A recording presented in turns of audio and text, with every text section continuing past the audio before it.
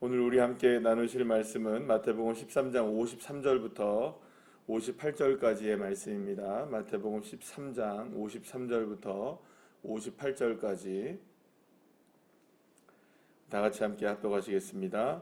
예수께서 이 모든 비유를 마치신 후에 그곳을 떠나서 고향으로 돌아가사 그들의 회당에서 가르치시니 그들이 놀라 이르되 이 사람의 이 지혜와 이런 능력이 어디서 났느냐?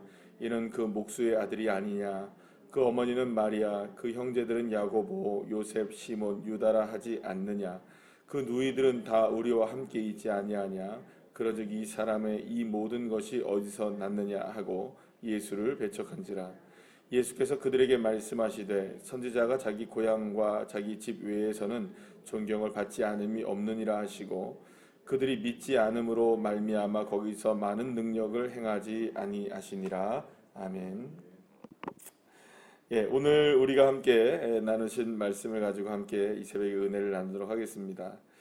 그 예수님의 가르침은 그 산상수훈으로부터 시작되어서 하나님의 나라가 어떤 것인지에 대해서 이 세상에 살아가고 있는 사람들, 이 세상에만 우리가 살아가고 있었던 사람들에게 하나님의 나라가 어떤 것인지에 대한 부분을 산상수훈을 통해서 말씀을 해주셨습니다.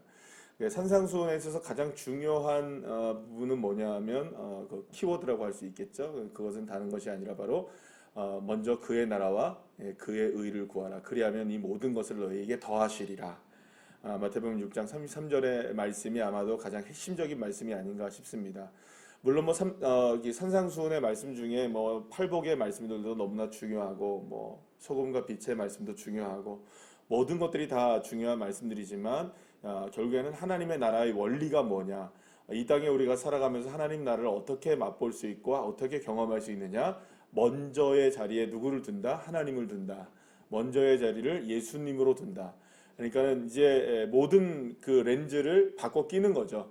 지금까지는 시야가 흐려졌었습니다. 지금까지 눈으로 잘 볼 수 없었습니다.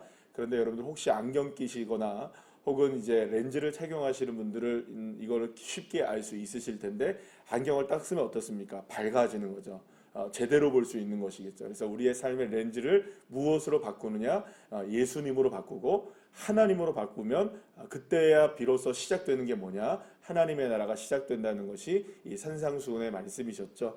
그리고 예수님이 산에서 내려와서 사람들을 막 고치시기 시작합니다.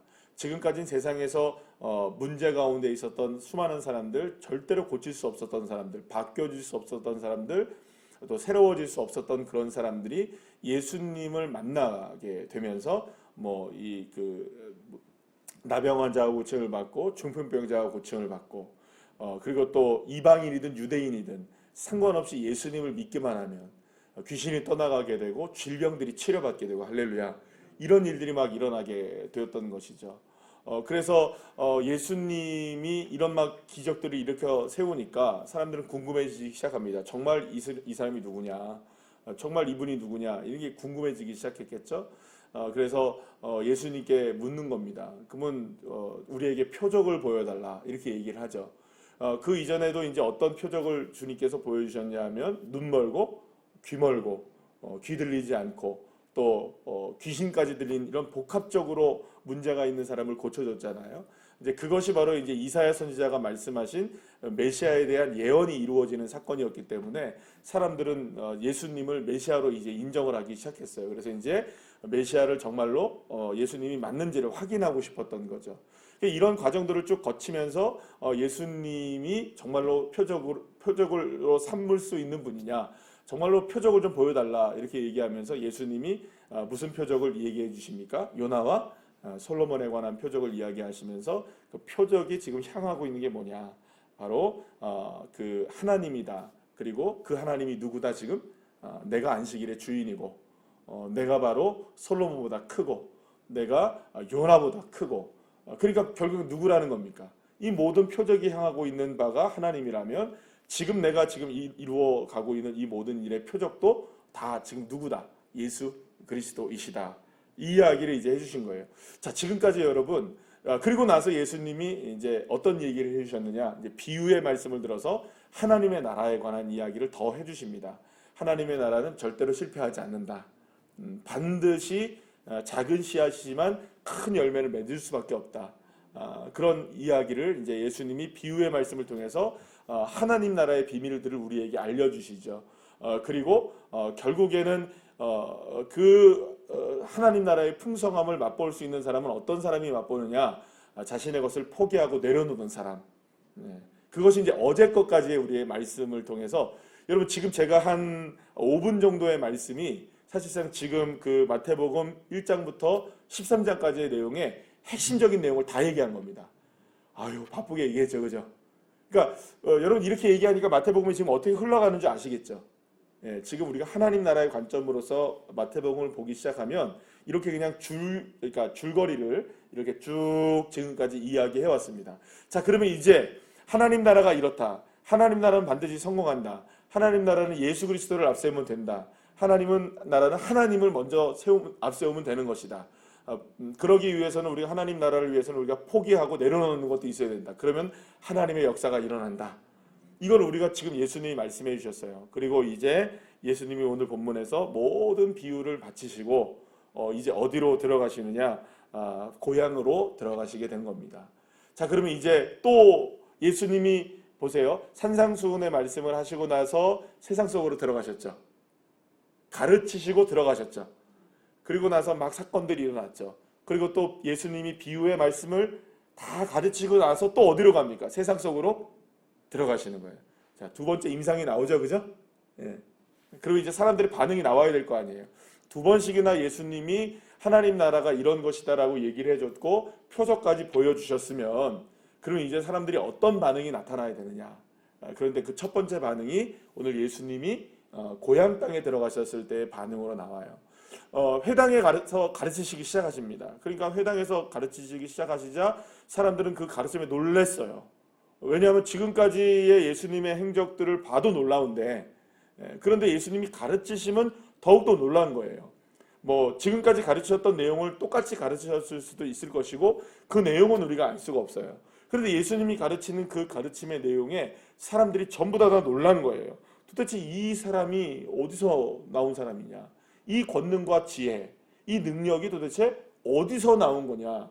해봤더니 사람들이 수군수군 대기 시작하는 거예요. 저 사람 저기 옆 동네에 목수 예수 아니야? 맞는데? 이렇게 이제 시작된 거예요. 그들의 형제들 이야기를 쭉 합니다. 그들의 누이들 이야기를 쭉 합니다.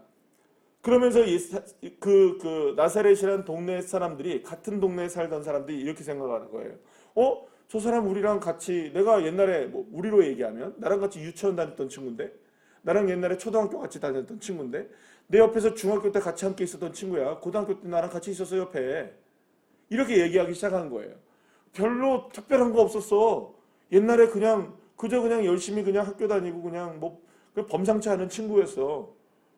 그런데 갑자기 어떻게 저런 이야기를 할 수 있지? 어떻게 저런 능력이 나타날 수 있지? 어떻게 저렇게 될 수 있지? 라고 사람들이 이야기하기 시작한 거예요. 그러니까 나사렛이라는 동네가 여러분들 큰 동네일까요? 작은 동네일까요? 작은 동네예요. 건너면 다 아는 동네예요. 그래도 여러분들이 우리가 이제 방어진에 우리가 살면서 방어진도 큰 동네가 아니잖아요. 그러니까 사실 이렇게 보면 다 웬만하면 이제 한 달에 건너면 다 알죠. 한 2개, 3개만 건너면 방어진 사람들 다 서로가 아시는 분들이 많으실 거예요. 또 특히 이제 방어진 토백이들 같으신 경우에는 모르시는 분들은 없을 거예요. 그 동진의 그 사람, 그죠?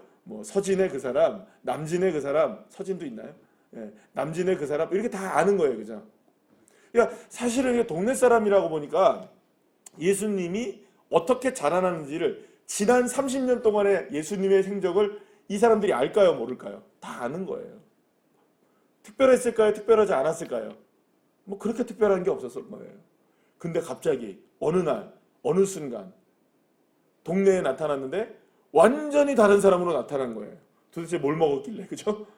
도대체 뭘 했길래, 도대체 어디서 했길래 저렇게 변화되었을까라고 하면서 자신들이 지금 경험했던 예수님, 30년 동안 봐왔던 예수님, 요셉의 가문에서 이렇게 특별한 사람이 나올 수 있다, 없다?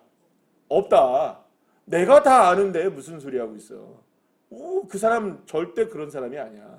뭐 별로 범상치 않은 사람이야. 그냥 평범한 사람이야.